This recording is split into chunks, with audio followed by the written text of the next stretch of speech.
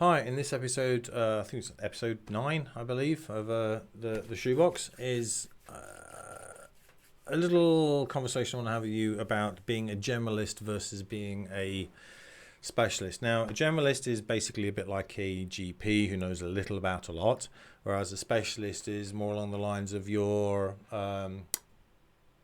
well, it's being a specialist, really, to be honest, who knows, like your brain surgeon or is your spinal surgeon or your heart surgeon or your knee surgeon or your foot surgeon, whatever it may be, surgeon. So, in essence, they are laser focused on one specific thing. Same can be said with the visual effects pipeline. So, you've got your generalists who pretty much know a little about the entire thing. So, myself, I'm generally a generalist as a general rule. I said general quite a lot there, where I actually specialize in specific areas, which are pretty much my areas of interest, to be frank. So, and that's what it kind of bottles down to, really. If you're choosing somewhere within something within the visual effects industry, it's more along the lines of what do you enjoy doing the most. Now, you may be modeling, but then again, within modeling, there's different aspects. Like you've got architectural based modeling, you've got organic based stuff, you've got hard surface, you've got soft body works, there's the sculpting, there's so many different aspects. So while we started all out as generalists back in 20-25 years ago, because that's what you had to do, you got the door got opened, a shot got thrown inside, and then the door got shut, and then you had to work the shot and then deliver the entire thing. Oh, just clank that. So you were ending up doing match move, modeling, texturing, UV unwrapping, lighting, shading, compositing, and so on and so on. The entire lot yourself, or within a very small team. Nowadays, after the industry matured back in around about 2002, 2003, industry maturing basically means that there's more people looking for jobs than there are actually jobs available. So at that particular point, you end up having studios trying to improve quality by actually segregating it off into more of an assembly line process. So you've got confirmation stuff coming in, then it's passing across to your asset development, it's then going across to parallelly your match move departments and your roto and so on and so on. So you've got individuals who are defined within these specific fields, and they become experts within them.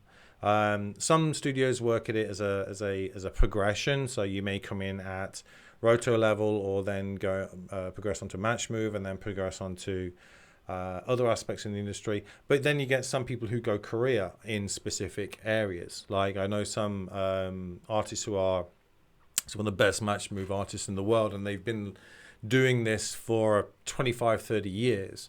So these guys are, again, totally laser focused on this particular aspect of the industry. So these days, though, you still get generalists, and your generalists are mostly your visual effects supervisors. And the reason for this is going to set, you have to pretty much have a wide gamut of skills to be able to anticipate a problem before it becomes a problem, so that the guys back at the studio don't have a problem. So you have to put yourself into the shot, every single one, to determine, okay, if I was doing the shot hands-on, how would I do it? How would I tackle it? What information do I need? Not just camera information and camera placements and lensing information and things like that, but it's knowing where your light sources are, taking references for that, taking references with regards to the assets that you're dealing with that you need to recreate, texture references, samples of models, and so on and so on and so on. So it's getting all this information exactly how you would need it if you were creating this. Now, the only way for you to be able to understand all this and be able to extrapolate, okay, I need this particular information for this particular department, is if you've actually gone through it yourself. If you hadn't been through that wrangler of that particular department, you would not know. You would not know what to get, and as a result, you get stuck, and possibly you'd actually grab the wrong information, or it would be incomplete. So the only way for you to basically understand it is for you to have gone through this thing.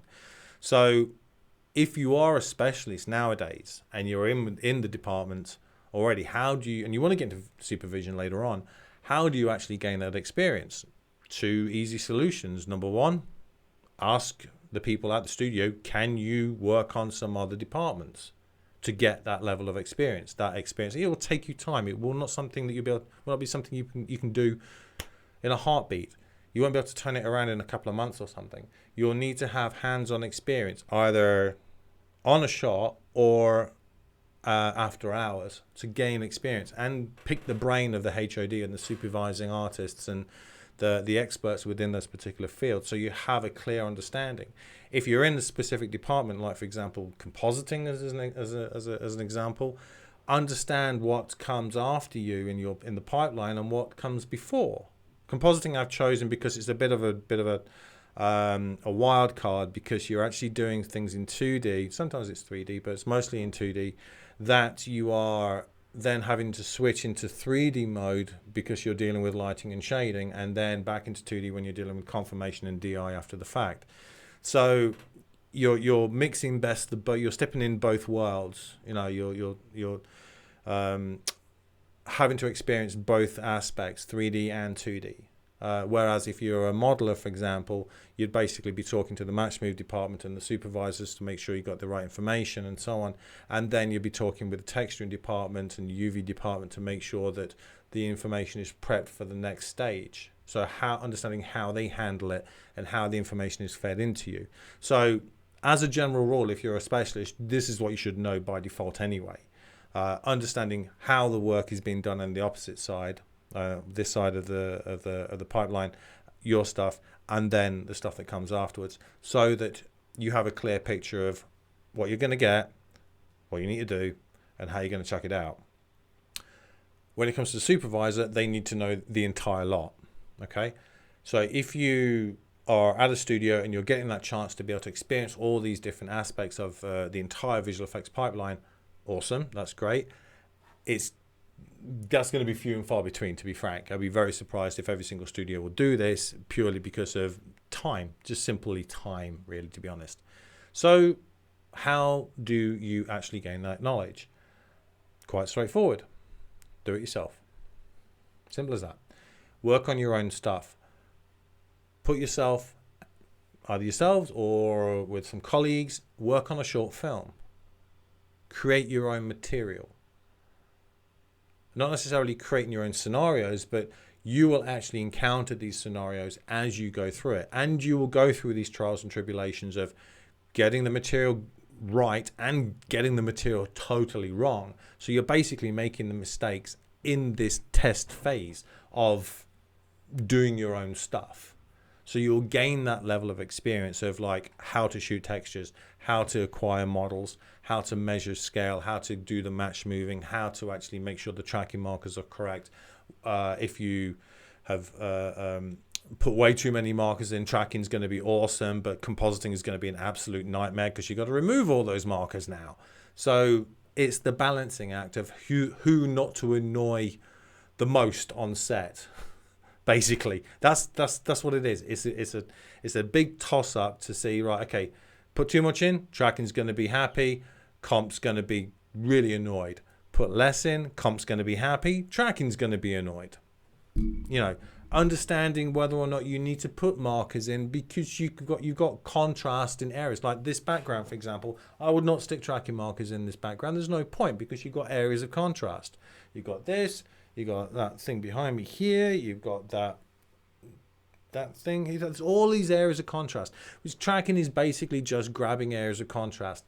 You know, I try and avoid putting markers in as much as possible because A, they're a pain in the backside to remove, and the second reason is that if you've got all these natural elements in there, if you're doing a LiDAR scan, those elements will pick up, whereas a marker chances are it will float depending on the shot. So again, that's just from my experience of actually physically doing it. So that's purely it. It's just all about experience. So do you want to go and be a specialist or be a generalist? Most studios look for specialists these days, as a general rule. But to progress to a visual effects supervisor further on in your career, you need to have that information here to call on when you see a shot and you know there's a problem. And it's not in an area that you've been sat in for the last 10 years or so. It's an area that you have experienced because of either dialogue that you've had with other individuals who've worked on these particular shots and they've complained about things and it's stuck in your head. Again, that's also experience. Apologies if you can hear the dog barking. This thing's been going at it all day. I apologize.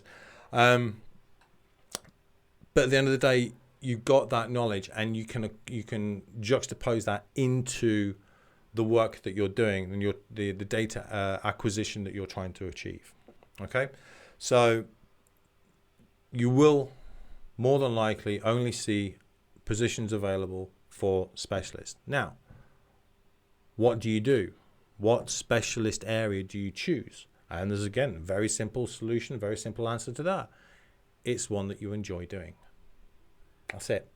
If you enjoy doing modeling, great, do that. But again, modeling can be broken down into various different aspects: hard surface, architectural, soft sculpt work, hard sculpt work, whatever. Texturing, UV unwrapping, effects. Effects can be broken down into 3 or 4 different areas. You can specialize in firework, you can specialize in computational fluid dynamics, you can specialize in particle work, and so on and so on. RBDs, blowing stuff up and fragmenting stuff and this, that, and the other. So there are very, very, more fragmented specializations than there were, like I say, 10, 15 years ago. So that specialization is now specialized even further. Just look at the credit list of any film. Ones who actually do respect the artists and actually put in the actual full credit list of what the individual's role was, not just artists and every single person's name in there, which is ridiculous, but put their roles in there.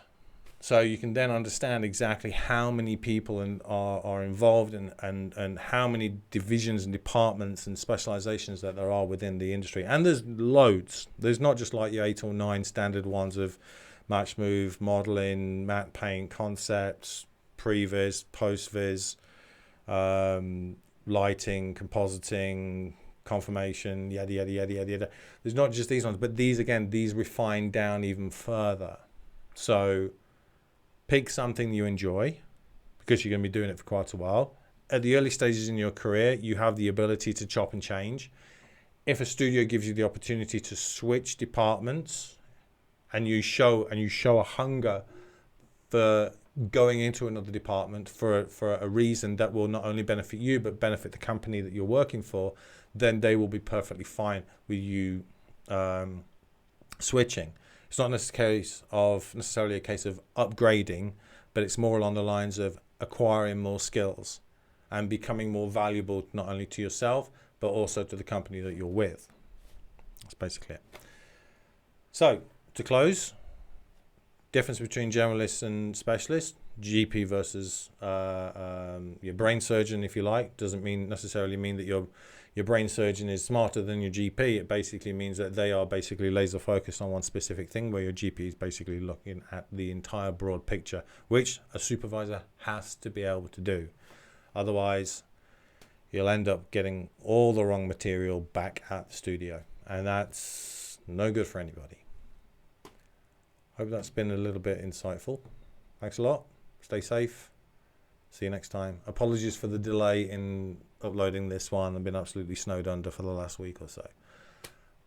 Enjoy. Have fun. Take care. Be safe. See you next time.